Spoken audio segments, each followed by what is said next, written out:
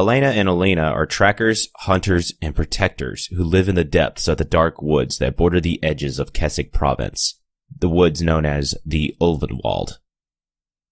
Innistrad's ancient forest is their domain, and they have long stood as a bulwark between the horrors within and the innocence without. But of late, things in the woods have begun to shift. You know that feeling? That crawling feeling? Farmer Warren was standing in front of the long table of elders, his plump, wide-eyed wife at his side. Both had turned their backs to the elders in favor of addressing the Gatstaf's townsfolk, gathered in the cramped parish commons. Helena looked on from the seat closest to the door, where she sat next to Alena.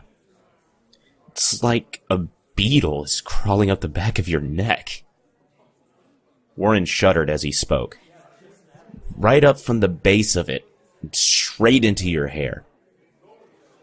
It was odd, Hal thought, that he should speak of that feeling now, today.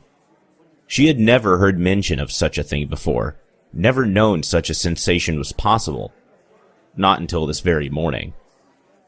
She had woken with it, something tickling on the back of her neck, crawling up her spine. It had made her feel unsettled, which, in itself, was extremely peculiar. So the fact that the feeling which had crept after her out of their bed at camp, through the woods and into town, should be brought up again so soon after she first felt it was enough of a strangeness to dredge up another wave of it. She suppressed a shudder of her own. "It's so real that you have no choice but to wonder if something's really there, you know?" Farmer Warren itched the back of his neck furiously. Seeing him do so made Hal realize she was doing the same. She clasped both hands on her lap. "Something horrible could be burrowing under your skin, and you'd never know it." Many a townsfolk twitched and shifted in their seats, itching along with Farmer Warren. Yes, Elder Coleman waved his thick hand as though shooing away a fly. "We all know the feeling, Warren. But what's it got to do with why you've come here today before the council?" "Everything!" Farmer Warren turned back to face all 11 of the elders present. They were down from their usual 12 as Elder Somblon was absent due to her performing the second day of death rites to see good Lady Mary into the blessed sleep. "That crawling feeling is how I know I'm right." "Right about what, Warren?" Elder Coleman prompted. "Spit it out already," Elder Glather hollered. "One of our cattle is possessed." Farmer Warren's wife seemed unable to contain herself.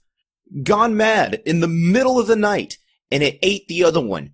Dragged it all around the pasture first, though. I saw the tracks myself. The pain the poor animal must have endured. Then the mad one just devoured it. It left nothing behind but the bones and teeth." There were gasps from the townsfolk. "And how do you know that it was the first cow that ate the second?" Elder Coleman asked, feigning patience. "I saw the blood on its own snout this very morning." More gasps. Hal looked to Alena. Communication between them required no words. They both knew that the Warrens' farm was situated at the edge of town. They both knew it abutted the woods of the Ulvenwald. And they both knew what beasts had of late made a fateful resurgence in their forest. In the span of a fortnight, Alena and Hal had each on their own dispatched 3 lycanthropes, and in addition, together they had taken out a whole pack.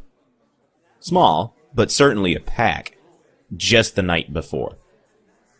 But those encounters had all been far enough from Gatstaf to not raise concern, Hal having followed a distant howl halfway down the Bower Passage, and the one Alena had taken was out at the Natter Knolls. But now their shared look said that there was reason to believe the beasts had become brazen, that they were working their way to the fringes of the woods, to the towns, to the people. That was unacceptable. The Ulvenwald was Alena's and Hal's domain, and they would not let its dark horrors leak out to harm the innocent. "Our wards!" Wife Warren's wail drew Hal's attention back to the front of the room. She made our shoddy wards! The farmer wife thrust an accusatory finger in the direction of good Lady Evelyn, who gasped and clutched at the ward at her neck. She made them, and they failed!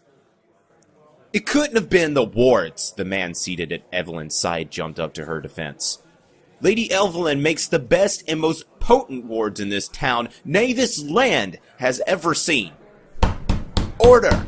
L. Coleman shouted, pounding his thick, flat hand on the table of elders. But he was ignored. Then how do you explain the possessed cow? Wife Warren challenged. The tracks that show it dragged the other around our farm. The bones it left behind after feeding. Hey! Someone shouted from the back. The wards didn't do their work, came another voice. There could be no doubt the wards failed and our cow was possessed. Farmer Warren seemed to have gathered courage to speak from the rallying of so many townsfolk to his cause. We are the victims of Lady Evelyn's neglect. He held tight to his own ward and beseeched both the townsfolk and the elders. We cannot afford to go one more night without a proper ward. There was a rabble of agreement. It made sense to Hal that the townsfolk would blame it on faulty wards, that they would think their cow possessed by an evil spirit. These were things they could define. These were things they had the means to put right. Things that did not upset the careful balance that they believed to govern their world. They did not believe in the same reality that Hal and Alena did. The townsfolk didn't see what happened in the darkness, in the woods. They lived in a world protected by the light of the angel Avacyn. They believed themselves safe from things like werewolves. But even in Avacyn's world, the werewolves were never completely wiped out. Lycanthropes had had a constant presence in the Ulvenwald, significantly diminished though it was. Hal and Alena would know. They had heard the lycanthropes' unearthly howls echoing off the trees, a permanent fixture in the forest's deepest reaches. Thinking of their howls, Hal shifted uncomfortably in her chair. The crawling feeling returned to the back of her neck.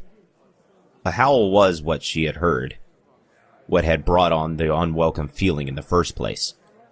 She had first thought she had dreamt it. The fight earlier that same night with the pack had been playing out in her dreams. It had been some time since she and Alena had faced a pack. It had also been some time since they had faced so many lycanthropes in such a short span. Hal had been seeing flashes of their muscles, their haunches in her mind as she had laid in bed, so she had not been surprised that she woke thinking she had heard a howl.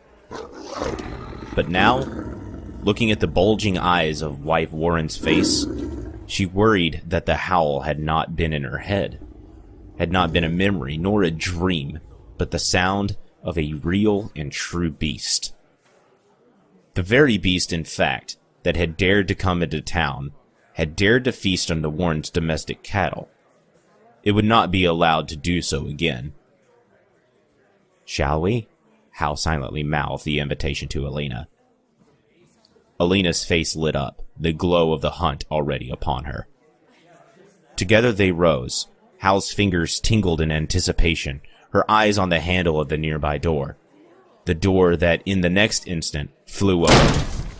Innkeeper Shorin and his wife, Elsa, charged into the parish hall. "Ring the town bell!" Elsa cried. "She's gone," the innkeeper said. "She's dead," Elsa amended. "He killed her!" Any order that Elder Coleman had succeeded in restoring in the last moments went out the window. The townsfolk howled and shrieked and jumped to their feet. "Oh, the poor girl," Elsa wailed. "The blood was all over. I can't imagine what he did with her body. I knew he was a depraved and wicked man. I knew it from the moment they came to the inn, from the moment they came to town." "The palters," Hal whispered to Alena. Alena nodded in confirmation. It was obvious who the victim and accused were supposed to be. The palters from Gavany. They were currently the only guests at the inn. The only guests the inn had seen in the last 3 months. Hal and Alena had found the Cathar and his wife themselves no more than a week ago, wandering the deep paths of the Ulvenwald up near Bower Passage. Of course, Hal and Alena had helped them. Of course, they had seen the two out of the Twisted Wood into Gatstaf, fighting off no fewer than 3 wolves, 1 ghoul, and a possessed oak on the way. Hal smiled at the memory of Alena's swift dispatching of the tree. The highly skilled tracker had improved her grappling skills so significantly over the past year that Hal wouldn't be surprised if she could take down a giant scab without any sort of outside assistance. The Palters had thanked Hal and Alena in kind, or at least Mr. Palter had, for his wife had been so shocked by the trials of traversing the dark wood that her slender form had retreated entirely under the hood of her riding cloak. Mr. Palter, who explained he was a Cathar of the Lunar Council, insisted on giving Hal and Alena a token of protection, one that he had used many times, he claimed, to help him in his duty as guard of the mausoleum. Hal and Alena had taken the token politely, but it meant little to them, for they did not believe in the need for such things. Not when they had each other. "Ring the bell!" Wife Shorin commanded once more. "There is a murder on the loose in our town!" Hal would not have thought of the Palters, either one, to be a murderer. The Cathar was kindly and his wife most obliging, if slightly fragile. Could it be that this, too, was the lycanthrope? It certainly seemed so. "Come on," Alena hissed, gesturing towards the door, which was no longer barricaded. The 2 innkeepers had moved farther into the fray, embraced by the folds of townsfolk who were hungry for further details of the gruesome happenings.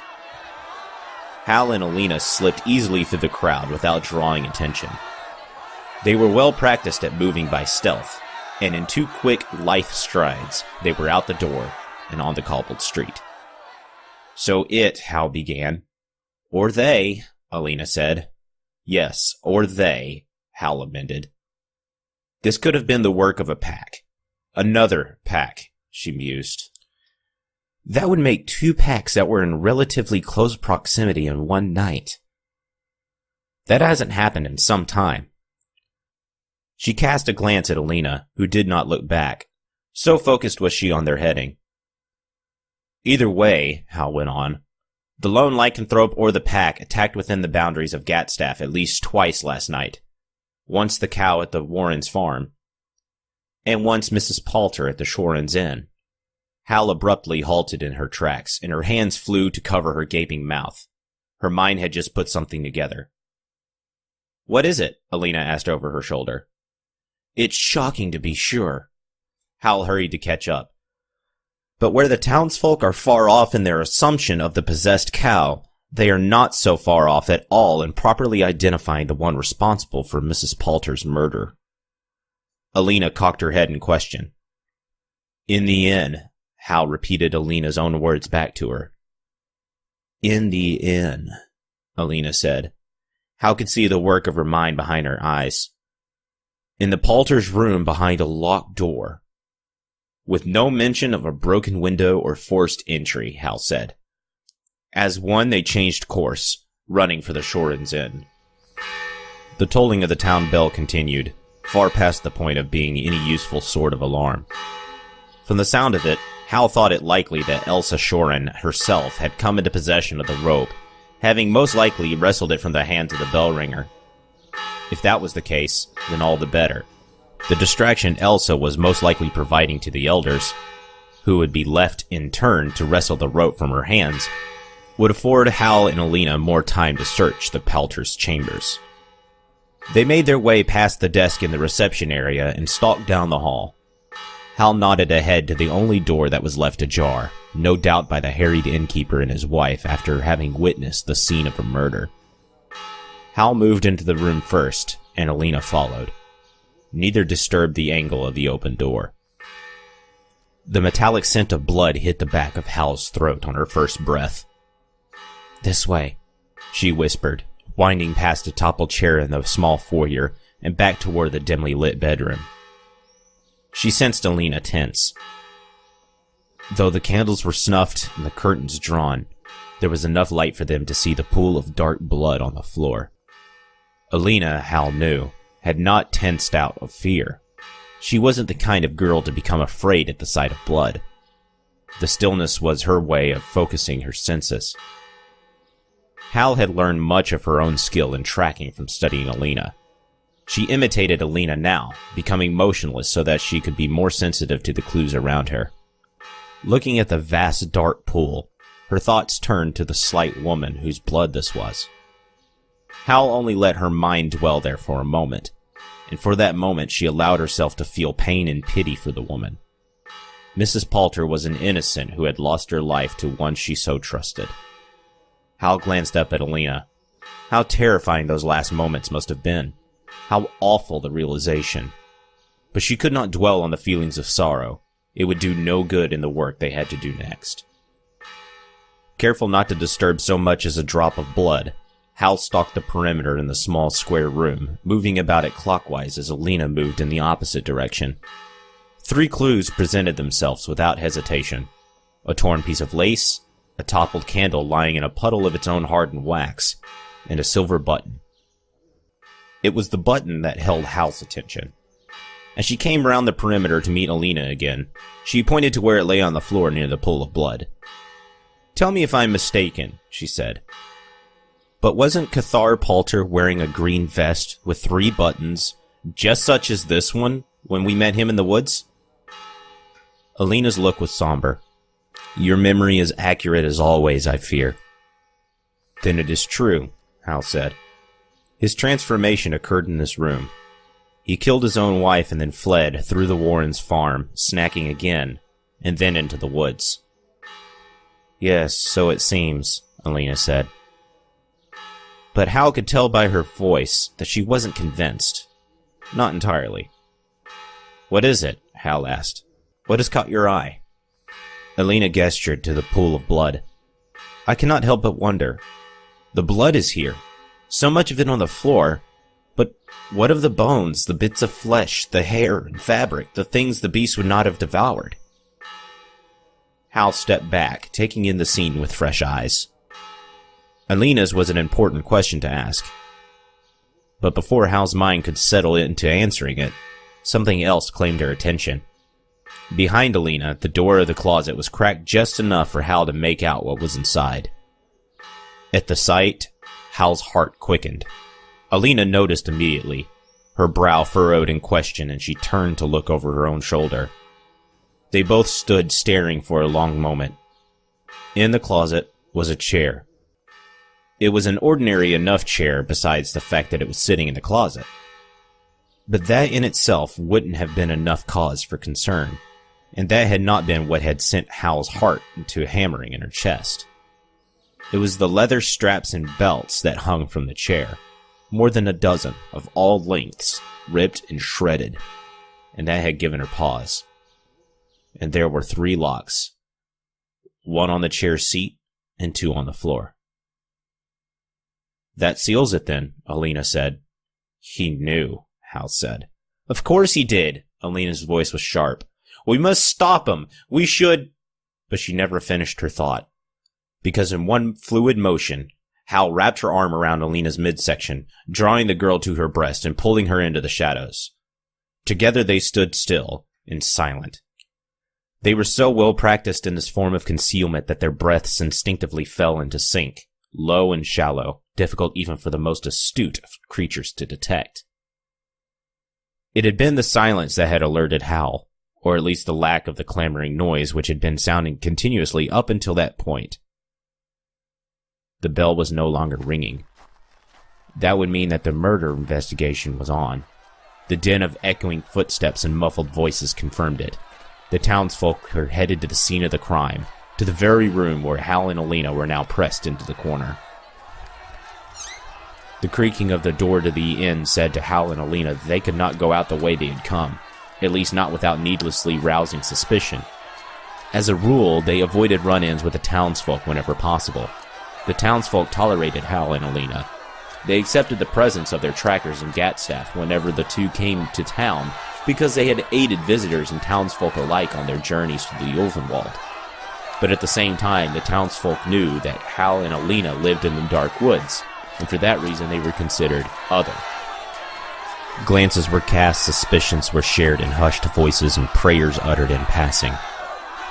Hal sensed as much fright as dislike on the sense of those to whom she came too near. It would do no good to be found at the scene of her murder. Alena nodded to the window in the back of the bedroom, the one that opened into the alley. Perfect. Hal smiled at Alena's ever-dependable adaptness at getting them out of tight situations. On their way out, Hal carefully and quietly closed the door to the closet. There was no reason for the townsfolk to see the thing that would so rattle and upset them. No point in stirring up such a worry that would surely come with even the barest hint of the presence of a lycanthrope. The people need not believe they were being hunted, for they were not. Hal and Alena would handle this. They would protect the innocent. The Ulvenwald and its threats were for them to manage, and they would. They timed the opening of the window with the banging open of the outer door to the room. The sliding of wood over wood as they closed the window was then drowned out by the thumping of heavy boots and competing baritone voices as the elders and other townsfolk flooded the room. Hal and Alena climbed down into the alley without any of the townsfolk being the wiser. They hadn't much time. The sun was already kissing the horizon when they arrived back at their camp deep in the Ulvenwald. Each quickly but deliberately strapped on her silver. Of course, they always carried one small blade of it. It would be foolish to be completely unprepared.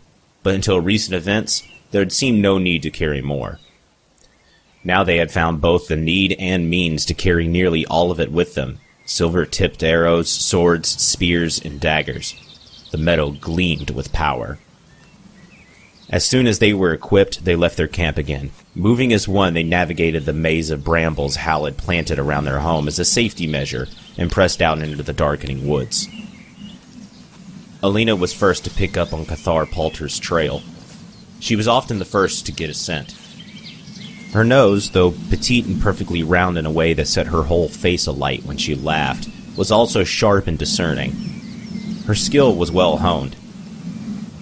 Hal found the scent only moments later, recognizing it from the room of the inn, and saw the boot prints an instant after that. Together they stalked the murderous lycanthrope. His tracks wound around the twisted trees, seeming to say that he was lost, or more likely, he was struggling with himself, with the animal that he was inside. Hal imagined that the same struggle was what had driven him to pick up his life and leave Gavany. He must have killed there, most likely more than once. And when he had realized the horrors he had committed, he doubtless had no longer had been able to face the people whose lives he had affected. So he had fled. It wasn't odd behavior, not for a lycanthrope. What was stranger was bringing his wife along with him, the poor soul.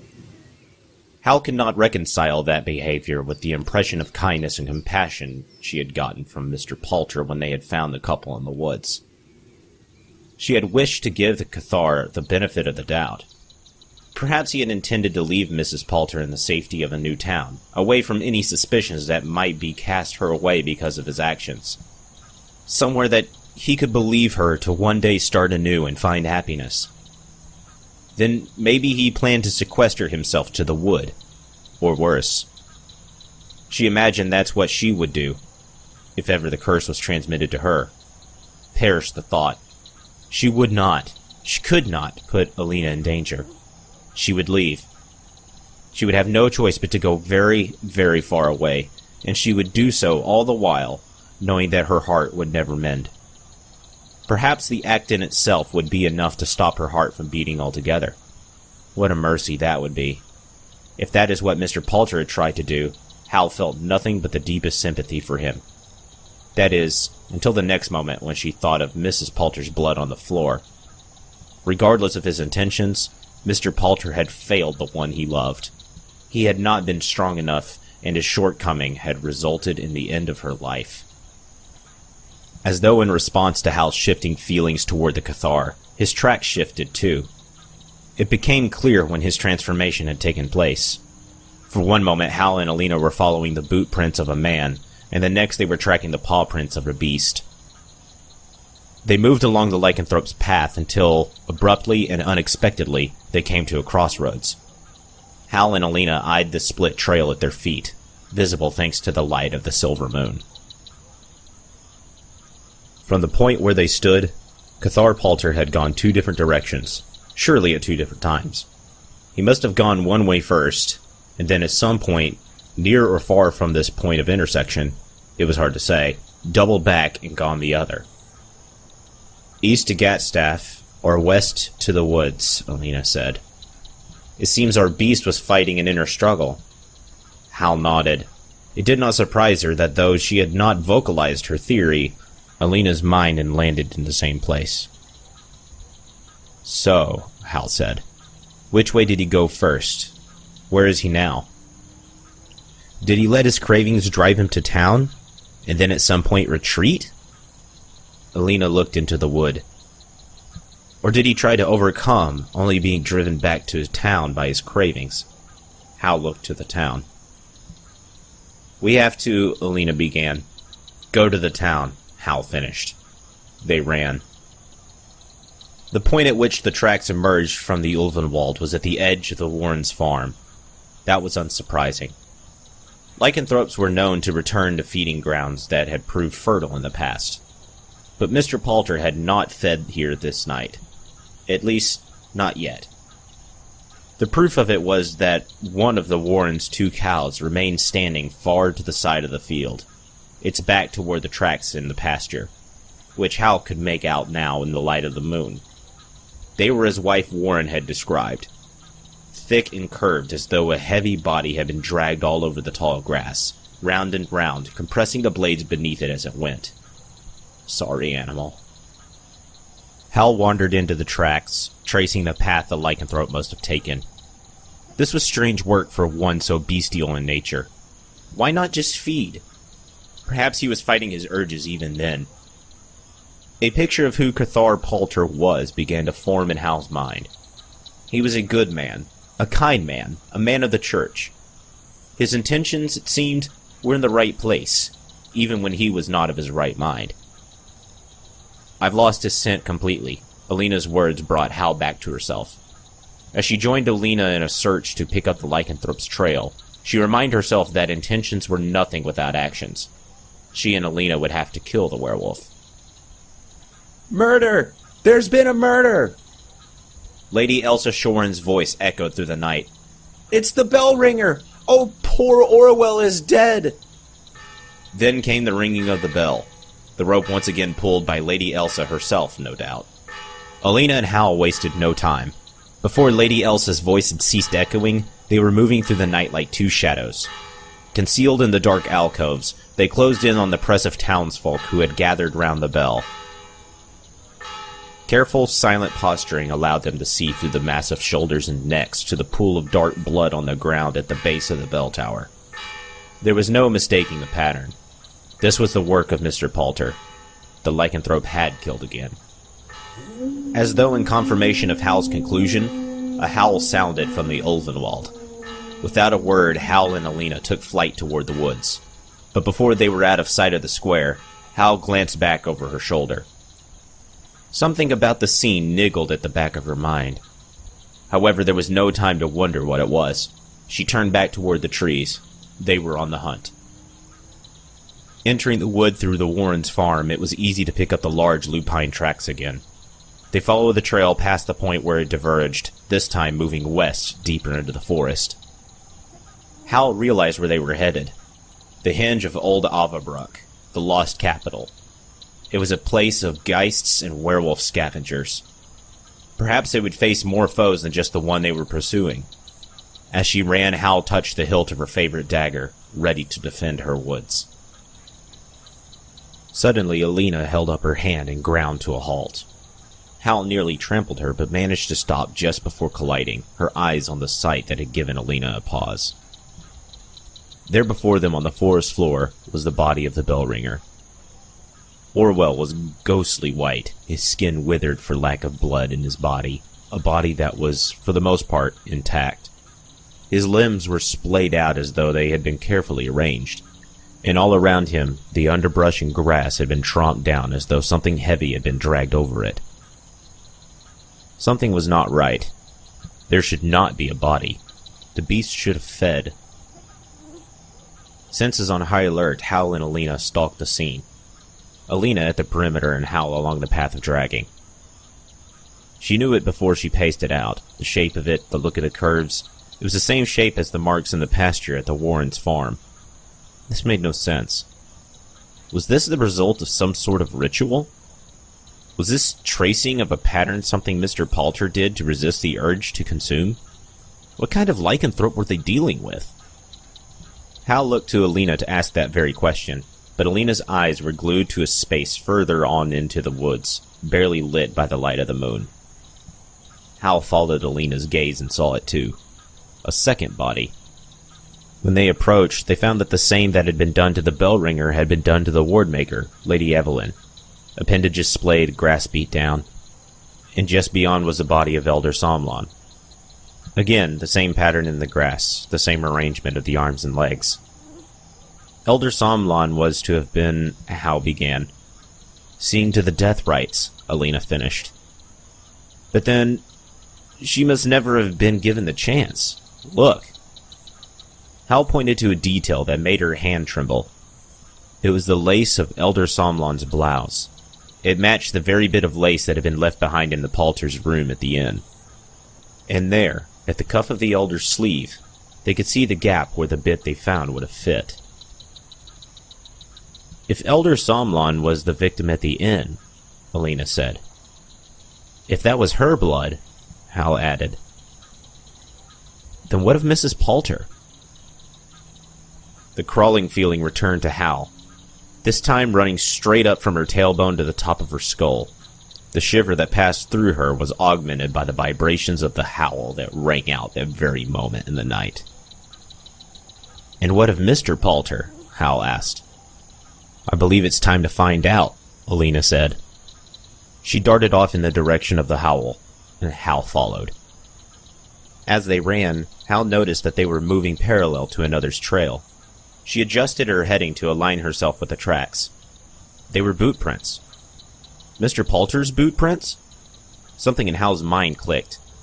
What is it, Hal? Even through the trees, even at a sprint, Alena had sensed the shift in Hal. The moment of transformation. Hal's mind was racing along with her feet, putting together pieces, struggling to find an answer to a question that she didn't know how to ask. If it happened here, she panted, back in the woods. It did, Alena said between heavy breaths. We both saw the proof of it, his human prints and then the lupine ones. No, Hal shook her head. We saw boot prints, and we saw paw prints, separately. Yes, Alena said, impatient.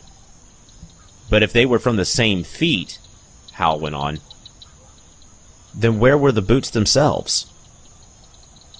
Alena slowed in her gait, almost imperceptibly, but Hal noticed it. She had the girl's attention. Hal pointed to the ground at her feet. And why do we see boot prints again here? Alena stared at the ground as they ran, taking in the sight of the boot prints. What if, Hal began when she believed Alena had enough time to put the pieces together herself. It's not Mr. Palter? Alena finished. What if the lycanthrope is... Mrs. Palter's name was caught on Hal's lips, because in the moment she was about to speak it, they had crested a hill, from the top of which they were able to see a small clearing. And in that clearing, there was what looked like to be a makeshift altar made of twisted stone. The altar was uneven and poorly constructed, and atop it lay the good Cathar Palter.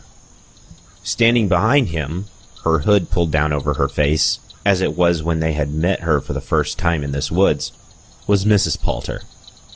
Her arms were raised above the body of her husband, and she was chanting. It was demonic chanting.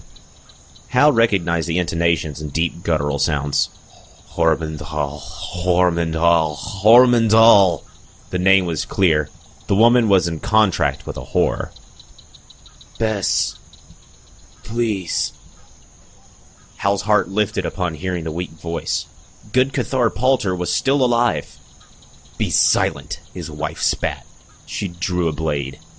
Hal and Alena both lurched forward, racing towards the small clearing.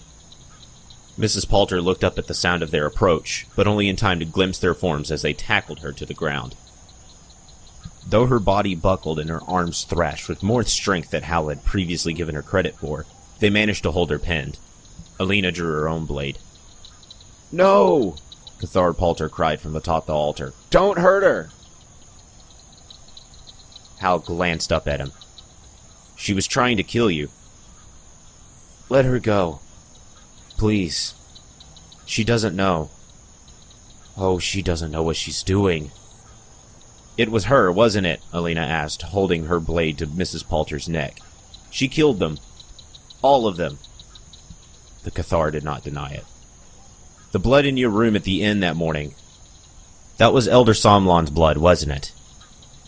You knew what she was capable of when you left Gavany, when you brought her to Gatstaf. You tried to bind her, in the closet, but the straps could not hold the evil that possesses her. Alena offered one damning truth after another. And then she got out. She tried to kill at the Warrens' farm. She etched her demonic markings into the ground, but you stopped her. However, after that, you lost control. You followed her around the town, unable and unwilling to stop her from collecting her victims. So instead, you brought them here, to hide them, to hide her. One after another, you moved the bodies. 3 bodies, Mr. Palter. She killed 3 innocents. It's my fault, Mr. Palter wailed. It's all my fault. The mausoleum was under my guard. Whatever emerged from it that night, I could have stopped it. Hal doubted that very much. The demon's name, Ormondal, she had heard it before. And from the stories she knew of it, it was not a demon that a single mausoleum guard, no matter how good-hearted and well-intentioned, could have stopped. For the 3rd time that night, her heart went out to Mr. Palter. But her sympathy for him was not enough for her to consider letting Mrs. Palter free, for the woman was lost. What was left writhing under Hal and Alena's grip was not Mr. Palter's wife. That would have been an impossible thing for him to understand. Hal nodded to Alena, who readied to plunge her blade. But just then, Mr. Palter half fell, half launched himself off the altar, his body crashing into Hal and Alena. In that instant, their shared grip was loosened just enough for the cursed woman to free herself. Mrs. Palter leapt to her feet, and Hal could feel the power collecting within the slender waif of a woman. Then Mrs. Palter opened her mouth wide and roared down at Hal and Alena. The sound was not like a werewolf's howling. Something gripped Hal's mind as she and Alena sprang for the woman. What about the werewolf? The pieces still didn't fit. The tracks in the forest. They had seen clear lupine prints. The cow that had been devoured. Properly devoured, with the bones and teeth left behind. That was not Mrs. Palter's doing, was it? Hal's contemplations caused her to miss a swift, dodging movement from Mrs. Palter that she would have easily countered if she had been entirely focused on the brawl at hand. Mrs. Palter moved more swiftly than she should have been able to, and before Hal could compensate for elapsed attention, Mrs. Palter drove out of her reach and in one motion tackled and stabbed her husband through the chest. Hal and Alena were on her before she could pull the knife out to stab again, but the damage was already done. The fading gurgling sound from the good Cathar confirmed it. It was nearly impossible to hold Mrs. Palter to the ground. So powerful were each of her movements, fueled by her demonic contract, that it took the 2 of them to hold back just one arm. But Hal and Alena were too well practiced. It was much like grappling a mold-graft monstrosity, and now Hal had turned all of her attention to the physical battle. Though Mrs. Palter fought with all her might to stand, all she was able to succeed in doing was to lift her head. As she did, her hood fell off. For the first time since they had met her in the woods, Hal and Alena looked upon Mrs. Palter's face. So disfigured was it by the power of the demon that had coursed through her time and time again. So appalling was the molted flesh that Hal cried out. Mrs. Palter smiled, then she began to chant, and as she did, her irises changed from pale blue to dark, glistening black. The black spread quickly to fill the entirety of her eyes. Hal looked to Alena, who was struggling just as much as she was just to hold Mrs. Palter down. There was nothing they could do when the woman called upon the enormous amount of demonic power she had summoned and threw them off of her. Hal shot through the air until she sidesmacked him to the thick trunk of a tree. Pain radiated out of her shoulder and the side of her head as she collapsed to the ground. She struggled to get up, to force her limbs to move the way she wanted them to compel her vision to focus from 3 panels to 1. The pain in the side of her head was like a blade that was rammed through the whole of her body. pushing her down. But she could not let it. She would not. For she could see there before her Alena falling to one blow after another from Mrs. Palter's thrashing fists. Though Alena jumped up every time, she was no match for the well of strength that seemed to be endlessly flowing through the cursed woman. And then Mrs. Palter reached for her blade. "No." Hal's cry, though fed by her desperation, barely made a sound. She fought against the weakness in her limbs, pushing herself to her feet. But she was not fast enough. Mrs. Palter's blade came down. Hal's strangled scream was never heard because it was overwhelmed by the sound of a lycanthrope's snarl. Mrs. Palter's blade was stopped, and the woman was thrown to the ground by the single swipe of a wolf's forelimb. Her blood flew everywhere, whipping off the teeth and claws of the giant beast.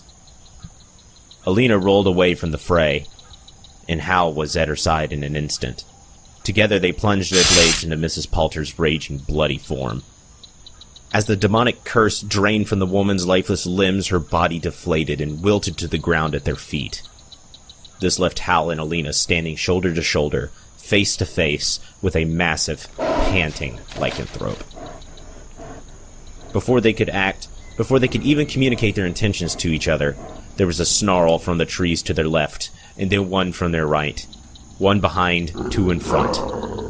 Then all around them they saw glowing yellow eyes, reflecting and tarnishing the light of the silver moon. They were surrounded. How many were there? A dozen? Perhaps two. Hal felt Alena tense. This was not Alena's usual firm, grounding stance.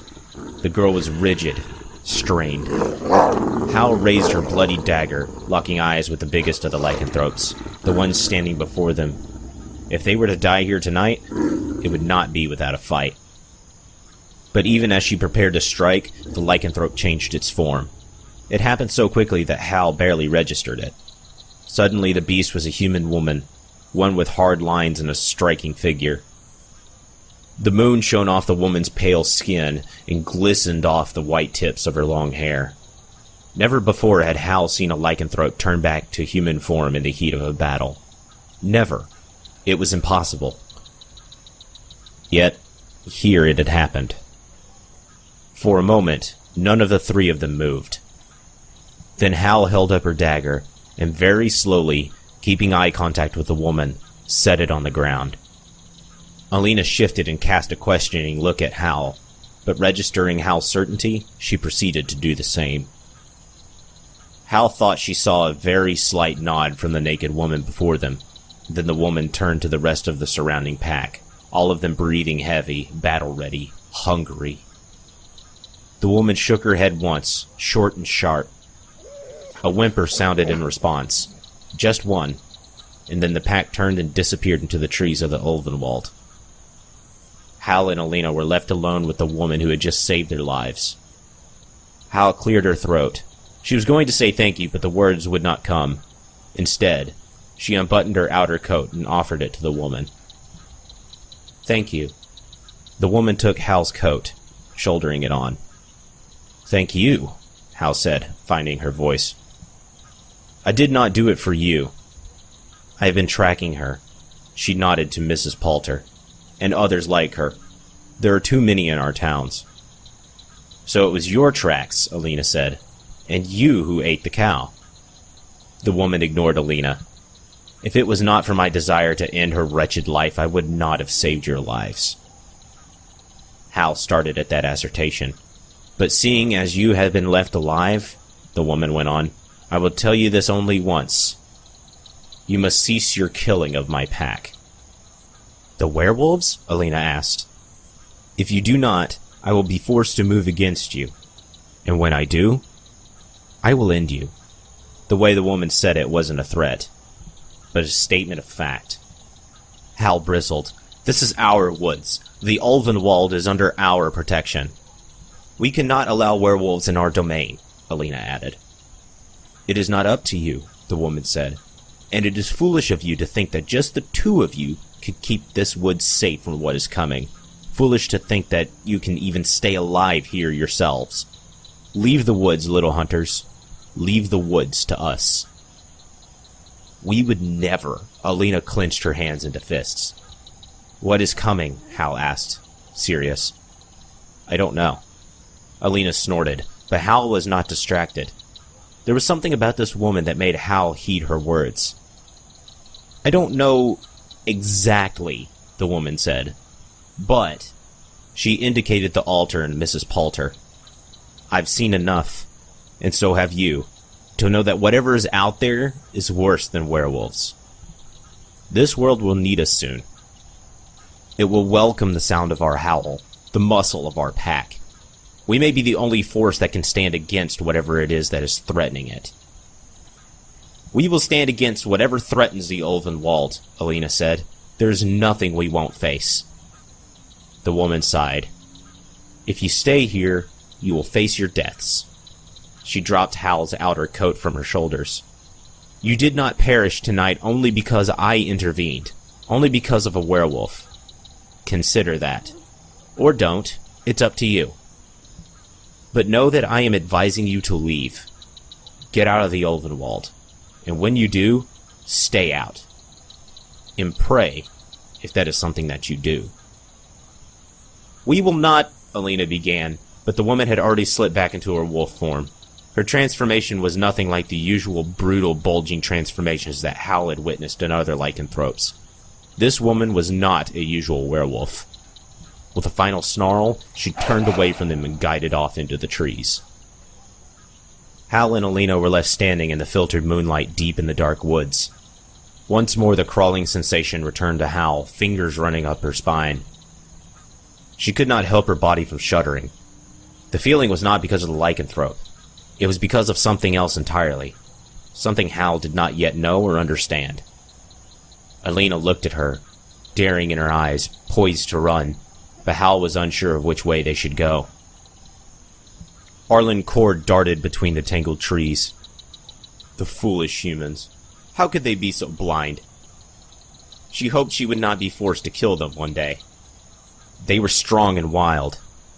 Characteristics she valued. In another life, she might have befriended them. But this was not that life. In this life, Arlen could not have friends.